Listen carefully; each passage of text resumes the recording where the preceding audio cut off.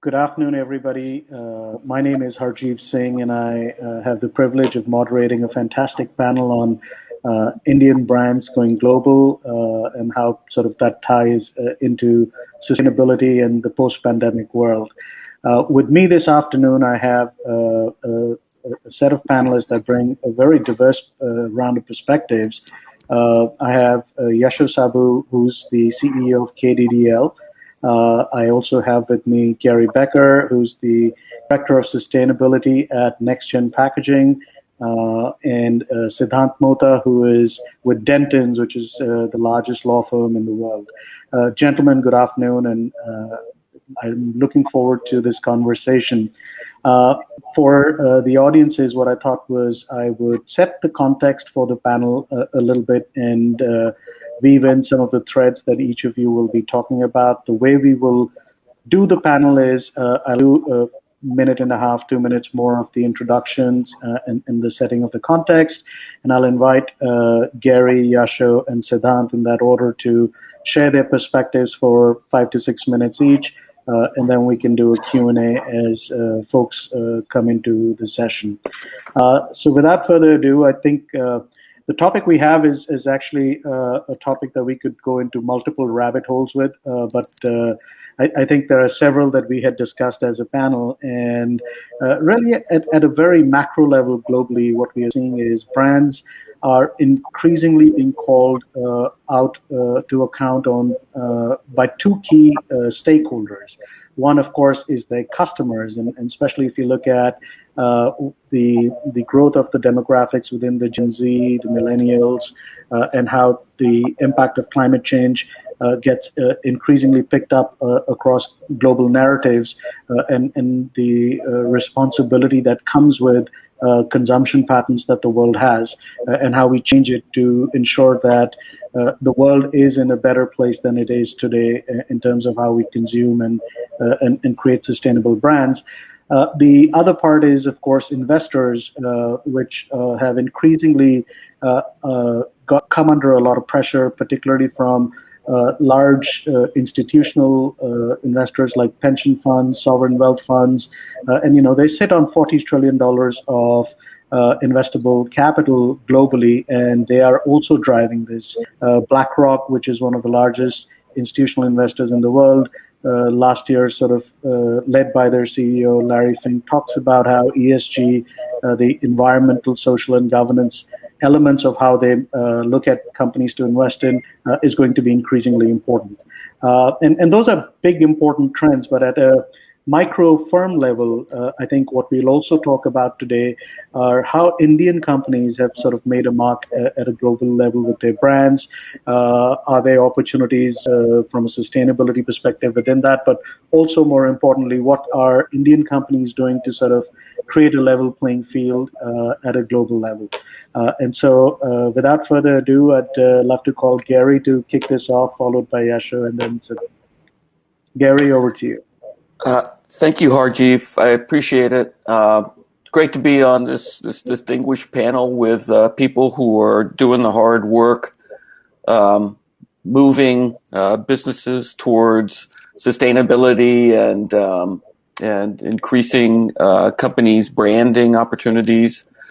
I think that COVID has really changed the way consumers interact with companies. And it's empowered a new generation of consumers who shop by their convictions. And like Harjiv was saying, they're more discerning about brands that are more sustainable. That's one of their convictions that they have. And it's important to have a trust with companies that the company really is truly sustainable. And this means a lot more than just painting walls green and hanging posters of sunflowers up in retail stores. It's about building sustainability into a brand so that it becomes a brand of trust as far as sustainability is concerned. And I think this is also a way for companies to make their brand stand out from others is using sustainability to do that. And that can be done in many different ways. That can be done with certification, especially with companies that produce their own products. Certification like ISO 14001 or 9001 or ROHS certifications. These all help to bring trust to the sustainability of a company. I think that it's important, though, that it's done in stages. And I was talking earlier with Yasho about it, where it's something that just can't be done all of a sudden. It has to be done in stages. It has to be done in ways that it's doable. And it's coming up with strategies to do that. And I think it's important to work with professionals in order to do that. Because really, when you look at sustainability, a lot of things that you think are sustainable are really not. And professionals know how to bring sustainability into a company. So I think that sustainability is one of the key ways that we have to really make a brand stand out and to position themselves in a global position. Great, thank you, Gary. Yasho, love to hear your thoughts about your journey in building your company's brand, particularly in an industry that most people don't associate India with. And I think that to me is the most fascinating part of what you have been able to do with your company. Thanks, Harjiv, and great privilege to be on this panel. And this is, of course, a very, let's say, a topic that's close to me, because over the last 20 years, we've really tried to establish selling our watch components made in India to brands, to high-end brands in Switzerland. And we started at a time when India, let's say 25 years ago, businesses in India, especially small businesses, not only did they not sell anything abroad or create a brand abroad, they didn't even dare to or aspire to do that. And so it has been a big change. And what's amazing over the last couple of years is that this has changed a lot. The young breed of professionals and entrepreneurs in India today aspire to go global. They're no longer content with just being limited to the Indian market. So aspiration has changed. I do believe that acceptability has changed as well. Acceptability of brands from all over the world in other countries. That's because, first of all, consumers are more diverse. Let's say if you're producing something with some Indian heritage or an Indian brand, you have millions of Indians overseas who are your natural customers. But not only that, I think a lot of non-Indian customers also understand global cultures, accept global cultures, and they're willing to accept international brands. So the acceptability has grown a lot. And third and most important, the ability to market and to establish brands across the world in international markets. This has grown phenomenally. And here especially is the whole issue of what happens with digitalization, something that's hugely accelerated with this COVID impact. So I mean, there was a time when being an Indian brand, it would be very difficult to establish internationally because you had the offline major players, and it would be extremely difficult to even get a toehold. But now with digital and e-commerce and digital marketing, the way you communicate, it's everybody can enter. And if I have I'll just explain two very, very interesting examples. One from 20 years ago, again in the watch business, everybody in India knows the brand Titan. And 25 years ago, when they established, they aspired to go international. And it was a great brand, great product, great communication, a huge hit in India. And they did everything by the book to go international. They were in Paris, they were in the US, they were in Europe, everywhere, but they just couldn't get in because watch retailers abroad were just not keen to take on an Indian brand sitting next to very high-end international brands. Today, the story is very different. So you have a brand like Royal Enfield, which is making inroads. Another great example is the tea, a very small startup tea brand called Vadam. Started a couple of years back, and they're already selling 70% of their produce in the US. Likewise, there's an international, there's a shirts brand, Andaman, again, very much rooted in India, but global aspirations. All of this being possible because of this great change which has happened in the last couple of years, accelerated by COVID. So I think there is this great potential for Indian brands, and why only Indian brands? Brands from every country to establish themselves. And of course, sustainability is one huge part of it, because I believe brands need to be seen and to be believed to be responsible. And sustainability is a huge part of it, but I rather feel that it's going to go even beyond sustainability. Right? So the whole format of ESG, it cannot just be about audits and ticking off. That's a necessary condition. But in the end, the brand has to come across as a responsible and humane brand. 10 years ago, everybody spoke about size and technology. Today, everybody speaks about sensitivity and responsibility. So I think these are very, very key, important thoughts and words. Thank you, Yasho. Siddhant, would love to get your perspective. Absolutely. Thank you very much, Harjiv. There's a lot I actually have to say, follow up on what Yasho has already shared with us. So I just thought I would set the context by talking a little bit about what's happened over the last 15 years as well in terms of the aspiration that Indian business overall, forget retail and consumer brands for a second, but large industrial companies, IT companies, pharmaceutical companies, even automotive companies, they've had this aspiration to grow abroad. Initially, the desire was, of course, driven by this opportunistic belief that people had that growth would come from markets overseas. And of course, these were not really decisions that were based on companies realizing that they wanted to build a brand for themselves globally, but more there was capital to be invested. There were interesting opportunities. So there wasn't really this driving force in people's mind that we do it based on the desire to build a brand for ourselves, but okay, we need to capture more of the global market. So in the automotive sector, you had companies like Tata Motors acquiring Jaguar Land Rover. You had in the heavy industry, Mittal Steel merging with Arcelor.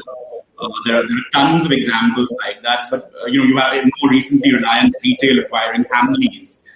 These, of course, these groups have really rested on the brand value of these brands to actually build their name overseas rather than working to create a specifically Indian brand. And of course, there's absolutely nothing wrong with that, because these are companies that are driven by numbers, by visions, and a lot of strategic thinking. But in the process, they have ended up creating a space for India on the global stage. So that's really interesting phenomenon that's really come about in the last 15 years. So even now, in times of COVID, we have Indian brands recognized around the world. We have Serum Institute producing the AstraZeneca vaccine for the world. We have we've had companies like Cipla providing affordable medication for diseases like cancer and AIDS in Africa for the last 20 years. We have the Indian IT companies who are truly global. Even in places like Scandinavia, the average software engineer or the average sort of company servicing large multinational clients happens to be Indian. So things have really changed in the last 15 to 20 years. Again, more recently, you have brands like the Oberoi and Taj hotels that have properties not just in places like London and Dubai that are global hubs, but also in countries like Morocco, Egypt, Indonesia. They're targeting well beyond the average Indian luxury traveler, but also looking to sort of grab a share of the market of luxury travel globally. So I think this is a very interesting phenomenon. The other subject that I sort of believe very strongly is relevant here is the fact that Indian brands shouldn't just be targeting developed markets. I know there's obviously a large conversation about how large a market there is for certain consumer products or industrial products in the United States, in Europe, in Canada, Australia, and so on, the more traditionally developed markets we think of. But I think India really needs to work a lot harder to market its products in countries where the soft power of India and therefore the Indian brand resonates a lot more. Whether it's the power of Bollywood, Ayurveda, yoga, and of course the Indian diaspora that Yasho mentioned, which is so strong in so many places well beyond the developed world. I think that's where the real growth is going to come from in the future. We should really think we can develop our name and our brand there. I'll just give you a few examples from my own travels. In North Africa and countries like Algeria and Egypt, I've seen Mahindra SUVs being sort of the standard car driven in the Sahara Desert. You have Dabur and Patanjali toothpaste on shelves of almost every chemist shop. You have Mahindra tractors being used by farmers to plough their fields in Africa and in Southeast Asia. So it's really interesting. Again, it's what happened in the last 15 years. So we should really be focusing a great deal on these countries if we want to look at marketing our products to people beyond the Indian diaspora. Of course, in the UK, in London, you will find Indian brands, food products, so many other things. And because Indian brands end up flying that ethnic flag to target their products to Indian communities. You will see products in shops in Wembley and Southall in the suburbs of London, but very rarely do you see Indian products in the Sainsbury's or Harrods. Of course, you have occasional pop-up that comes up selling Indian apparel or cosmetics, but we have a very long way to go to actually find ourselves on par with Western brands and in these very high-end industries. So we have to sort of have a strategy where in developed countries we perhaps look at products that are universally accepted and desired, and Indian brands really need to pivot towards producing more to everybody rather than that what feels just Indians. And in developing markets like ASEAN, Central Asia, North Africa, or the Middle East, or even Central and Eastern Europe for that matter, where, like I said, India, the idea of India resonates a lot more, we should probably look at capitalizing on that and really seeing how we can grab more eyeballs through that process.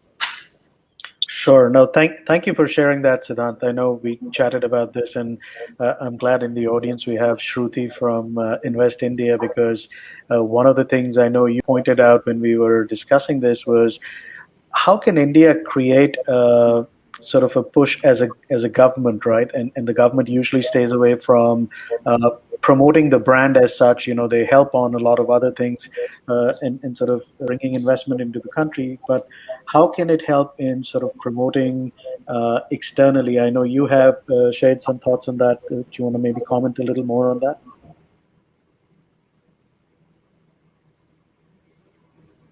So was that addressed to me? Yeah, to you, Siddhaant. Sorry, I thought you were speaking to the audience. Yeah, absolutely. Well, we have this issue in India, again, where it's a mindset issue both at the government level as well as the private sector level. I think we need Indian agencies to really be promoting our products on a very big scale. I think a very big issue that a lot of brands face is that they don't have the resources that multinationals have to market their products overseas, particularly in the Indian consumer goods brands. Of course, we're not talking about Dabur or ITC, but the average apparel or retail brand or watches like Yasho mentioned. So there are so many areas where we can do more overseas. But we do have government organizations. I know the government has trade towards promoting the export of Indian tea, Indian coffee, Indian Ayurvedic products.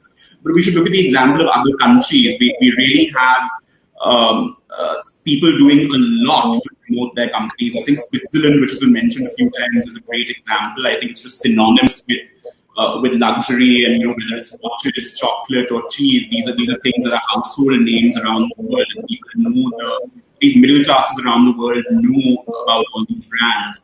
You have a country like France where Business France helps market everything from a Rafale jet to a large area macaroon. You have countries like Switzerland, Sweden, where you have their business agencies backing huge companies like H&M and IKEA and helping them go global. And governments are willing to engage with government as well as private sector in other countries to actually promote their companies' interests overseas. And unfortunately, in India, we don't really have that. A lot of the focus has been on inbound investment. And there's this mindset that the government shouldn't really be promoting private sector players. How do we promote one player above the other? A very simple example is you go to an embassy event anywhere in the world, you attend a US 4th of July reception. All the food is sponsored by Starbucks and Pizza Hut and Domino's and all these other McDonald's, all the big American names. And they have their stalls there, and everyone knows it. It's popularized to people who perhaps didn't know it earlier. We just don't have that in India because there's this government mindset and of course there are various historic reasons that stems from that we don't need to get into here, but we can't really be seen to be promoting private sector players. So that's a mindset that needs to change.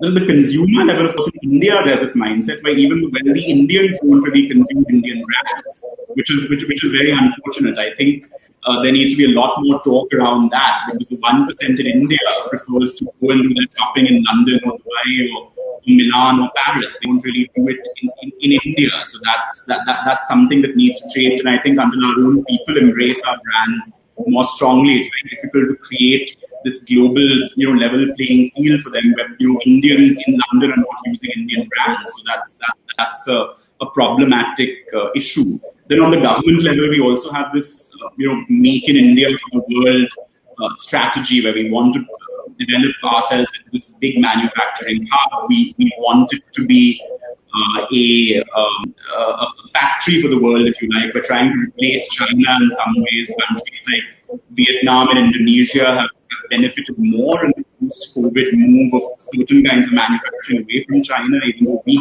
haven't. And I could go on and on about that. But we produce the best gemstones in the world, yet we don't have globally known jewelry brands. We end up supplying them to the French jewelers and the Swiss watch manufacturers. We produce some of the best quality food products in the world, yet we don't have globally recognized brands in that space, despite the fact that Indian food in itself is such a huge brand that every South Asian, whether it's a Bangladeshi, Pakistani, Sri Lankan or Nepalese in Europe, runs an Indian restaurant and we serve Indian food. So we haven't really been able to create global brands in the food processing space. So there's a lot, and of course, if it doesn't come from government, then the private sector has to get its act together, and you have to have sort of more private sector partnership. And I think in the short term, that's really going to be more interesting, and how things are really going to move forward. There's also this bias against India in the Western media for various reasons, which is prevented. And I think there the sustainability issue comes into play a lot, because of course we have historically had issues with there being concerns around pollution, child labor, working conditions in factories, general human rights situations stemming from politics. So there's a lot that has to be said about all these things, and therefore there's this general bias in the Indian media where people like to see India as a country of snake charmers and sort of, cows roaming the streets, rather than all the development we've actually achieved since independence, and especially in the last 20 years. So there's a lot that the government needs to do to address that, and of course that's really an endless subject. And I'm sorry I'm hogging the mic here, but just one last point I wanted to make. Again, government backing may not be sufficient. I spoke about Switzerland and France, but look at other countries, and the very obvious one being China, where again, despite how much backing from the state and its institutions goes into promotion of business, they haven't really been able to create global branded products either. So there's that's also something that's worth thinking about. Great. Now, thank you, Siddhaant. I know you covered a bunch of stuff. I'll try and sort of wrap that up towards the end. But I just want to bring in Gary and a little sort of more perspective, because I know part of what we also are discussing is sort of what's happening on the sustainability side. Gary, could you share some of your thoughts on what you're seeing as trends that could potentially benefit Indian brands also if sustainability could be weaved in? I know you have done work in India as well from your perspective. And what are you seeing at the sort of level from a European and a North American perspective? And where you think opportunities may be for Indian brands to leverage some of the sustainability part of it? Yes, Siddhaant is talking about the government coming in and influencing the market. We at Ditto we tend to and with next gen packaging now, which I'm involved with. We're an international company, and we deal with companies all over the world. And what we're seeing in Europe is a lot of influence on the government, which is changing the way businesses work, the kind of sustainability requirements that they demand, and they have laws for against single-use plastics, and that's really changing the playing field in Europe. But it's going over into other countries as well. We're seeing it in the United States and in China and India. And the thing is, it's just smart business at this point. And it's going to have to be a part of every company's business plan going forward. Having a sustainability, having a trustworthy sustainability program is going to be really critical for any company going forward. And I'm seeing that in India. We deal with a lot of factories and services out of India, and we see great certification going on there. That's a part of doing business there. That we don't have to ask for different kinds of certifications because they already have it. We're seeing that with materials as well. Is that there's a larger focus on making sure that all materials that are used in processes are 100% sustainability certified. We work primarily in paper, and so FSC is becoming the standard even for recycled paper. So I see a global movement with this, which is what I find very encouraging. And it's not because of government coming in and saying you have to do something. It's because the consumer is saying it. They're saying it with their purse. They're influencing companies in ways that I haven't seen before. An example of this is we were working with a major American children's clothing company. And we're talking about bringing sustainability into their company more. And they said, we think it's really interesting and important, but we're not going to do it until our consumer tells us to do it. And this is old thinking. And this is a very old company as well. And the fact is that companies have to be more proactive, and they have to start thinking more about how they compete in the open marketplace. And I don't, any country around the world, the businesses that work there have to be thinking about this as a major aspect of how they do business. Now, thank you, Gary. You hit on a very important point, which I think is very important for companies that want to build global brands. You talked about certifications and how those are important. In my own experience, one of the things I've seen, particularly with the sector that I worked very closely over the last 20 years, was building sort of the brand for the Indian technology industry, particularly on the services side. And one of the things the tech industry did, this is sort of for the Y2K piece, was piggyback off the Carnegie Mellon CMM 1, 2, 3, 4, 5 certifications that allowed them to initially crack that market, right? I mean, the growth in that industry has been so phenomenal. Oftentimes, even in India, a lot of people don't realize that in 2004, 3 and 4, the entire Indian IT industry of, the TCS, Wipro, HCL, names that are well known within at least the B2B space at a European, at an American boardroom level, were all of them combined less than $8 billion in total revenue. Today, that's a $200 billion industry and continues to grow at like 15, 20%. And they were really, I think, their biggest calling card for their brands used to be the certifications. And on that note, I wanted to sort of ask Yasho, because he's also gone into an industry which, it's high precision in terms of the work that you do. How has that journey changed for you over the last 2 decades, and sort of what were some of the things that you as a company did to be able to kind of meet those sort of standards? Let's say 2 decades ago, your calling card was quality. And nobody believed that India could get quality products appropriate for Swiss watch standards. That took some time to establish. Today, you can't speak about quality. Nobody wants to talk about it because it's taken for given. It has to be. Mm-hmm. There used to be response time. There used to be that you would deliver on time and so on. It's all passing. You have to do that or you're out. Right. Mm-hmm. Certifications, of course, is extremely important. We've seen over the last 7 or 10 years, more and more of the brands we work with, they do come, they have their audits. You've got to get yourself certified, everything concerning environment, governance, social responsibility, and so on. So all of that has happened. But I think 2 or 3 things have never really gone away.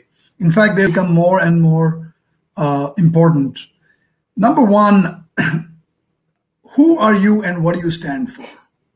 And typically, this is very important on consumer products, but it's also important on B2B industrial products. Who do you stand for? What are you really good at? What do you really believe in? And is that something that is reflected across the organization? Okay. The second thing is that how are you different from the others? Now, this could, of course, be price, but we're not in that market, right? If you're working with luxury brands, price comes last of all. So whether your product is something distinctive, whether the way you serve customers is something distinctive, whether you're more innovative, whether you're more flexible on quantities and so on, that becomes extremely important, more and more important. And why? Because products are becoming more and more personalized, even with very large groups. Gone are the days when you make series of hundreds and thousands of one product. Every market needs to be adapted for. Consumers need to be adapted for. And at the very high end, you're now talking about a single piece being customized for specific people, right? So, in the watch industry, for example, these bespoke models or limited edition models are the ones that, most collectors are going for. Coming back to sustainability, as I mentioned, I think we are seeing much more sustainability as a key issue. But even going beyond coming to issues of, are you responsible as human beings? Are you responsible? I'm going to give, just 1 or 2 examples, recent examples from our business.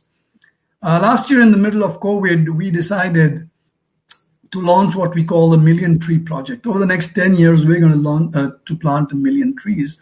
And this was, we chose as the area, the Kaveri Basin, where 2 of our factories are based in Bangalore. And I visited the area as a kid many times, and it is completely devastated. So we started to work with, and I just made a very, very amateurish handheld video of what I wanted to do and what our company was committing themselves for. It has been the single most important piece of communication when I got responses from our customers, even friends who were not customers we were chasing for years. Not that they became our customers, but at least they noticed us. And this is not because it was a slick production, but because the message, I think, was authentic, And the second little example that I want to give, and that's about how important it is to show how human you are. Who are the humans in your company, right? We did a little experiment on, we package our product, watch dials, and we send it to our customers, right? So we put in each packet of dials, a box of dials, a little thing saying these dials were finally inspected and okayed by such and such person.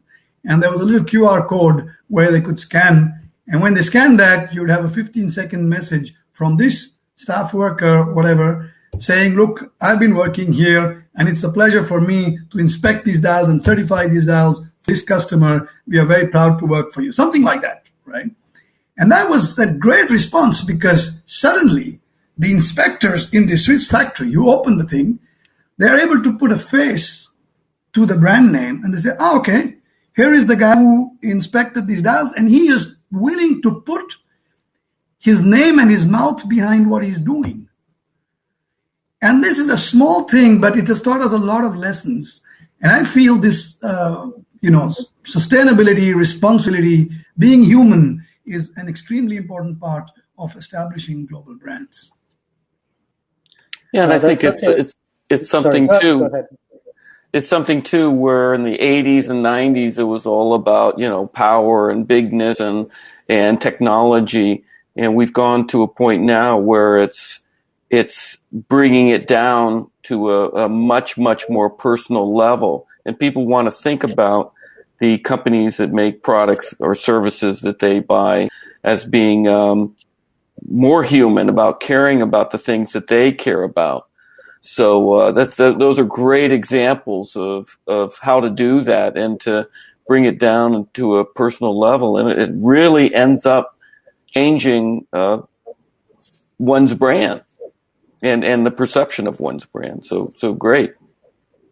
Right, and I think what it also does is it also makes, to me, I think the most important point, Yasho, that you make is it makes the brand be more human. It has a soul. It has something that people can connect with rather than just corporate messaging that they do not have a feel or a connect to. And I think that's such a fantastic part of what you're doing, particularly with the QR codes and telling that story of the folks who are actually doing this.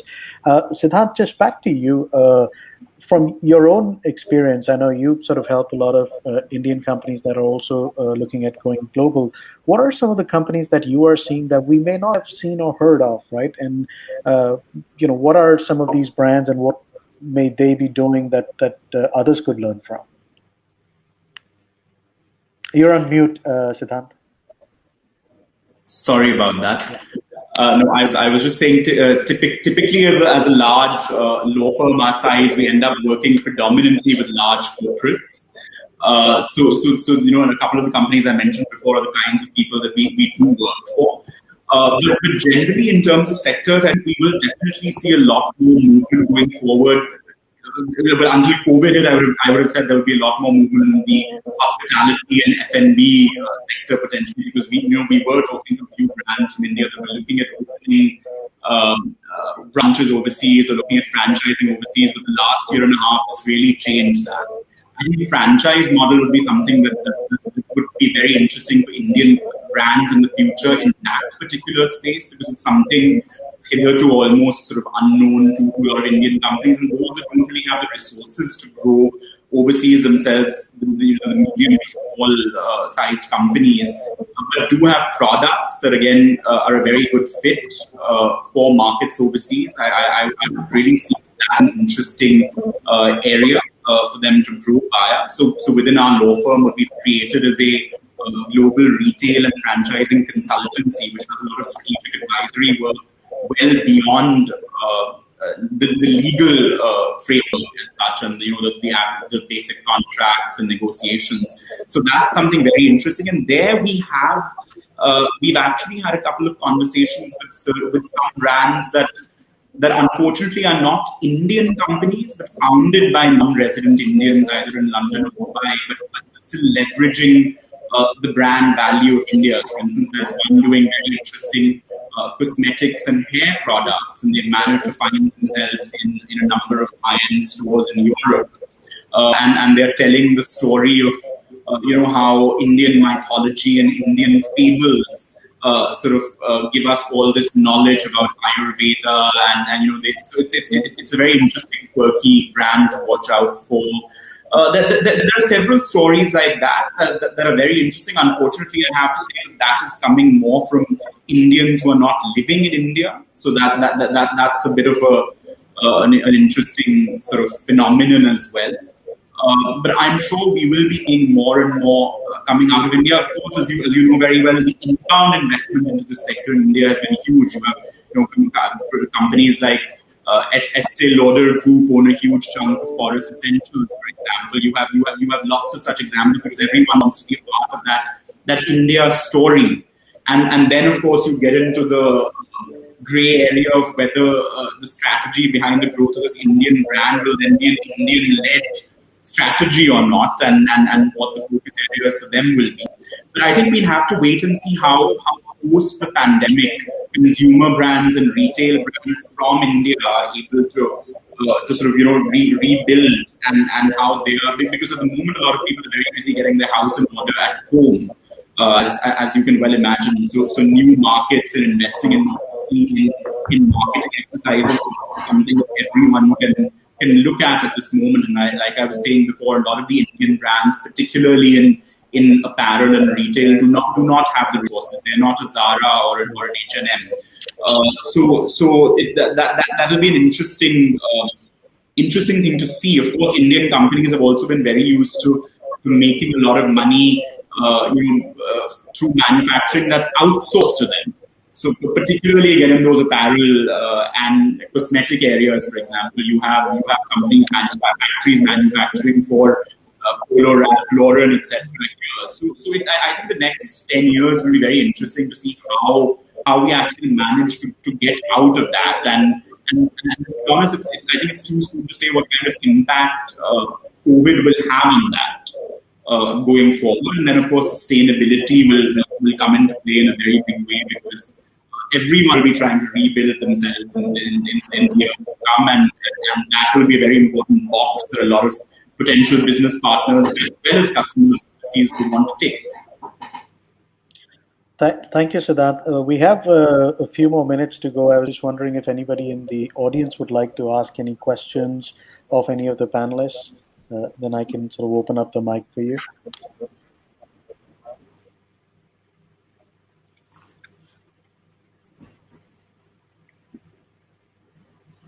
I guess not. So we're, as I said, only a couple of minutes to go before this session ends. What I thought I'd do is just quickly sort of pick up from all of the elements of what all of you had said, just sort of wrap this up. One is, I know, Indian brands have a clear sort of opportunity with post-pandemic with the whole digitalization, right? And that is something, Yasho, you had shared of how you're sort of seeing a lot of circumventing of traditional distribution channels, and why that is going to change the way Indian brands go global. Siddhaant, from your perspective, you're seeing a lot of opportunity, particularly in places like Africa and sort of in the Middle East, and of course in Asia as well, for Indian brands, which traditionally thought of going to Europe and the US, and opportunities with sort of potentially franchises, and how even NRIs are tapping into the Indian sort of brand value to do that. And Gary, your perspective on sort of how sustainability weaves into the conversation, not just for Indian brands, but brands everywhere right now, being more focused around sort of humanizing brand. And you compared sort of how the 80s was about being big and being powerful. Today it's about really, how are you sustainable as a brand? And I think those are some big, broad themes, and I think we covered a lot of ground here today. And thank you all for being such a great group of panelists. And of course, I know we had audience going in and out. So, but I really enjoyed the discussion. I enjoyed learning from each of you. And Gary, I hope you have a good night's rest, because I know it's like so early in the morning for you. And I'll try. We have one more minute to go. If anybody else has like a last comment to make, Yasho or Siddhaant? No, I just want to say thanks to everybody and good night to Gary. And Harjiv, thank you very much for your hosting this panel, and really enjoyed hearing everybody. And it's great to be talking with people who are doing the good work. So thanks a lot. Thank you, Pleasure. Gary. Same here, Harjiv. Thank you so much for bringing this together and really pulling all the threads together so interestingly. And thank you very much, Yasho and Gary, for the wonderful insights. Thanks, Siddhaant. Thanks, Harjiv. Thank you very much. Everybody. Bye-bye. Bye. Bye. Thank you all.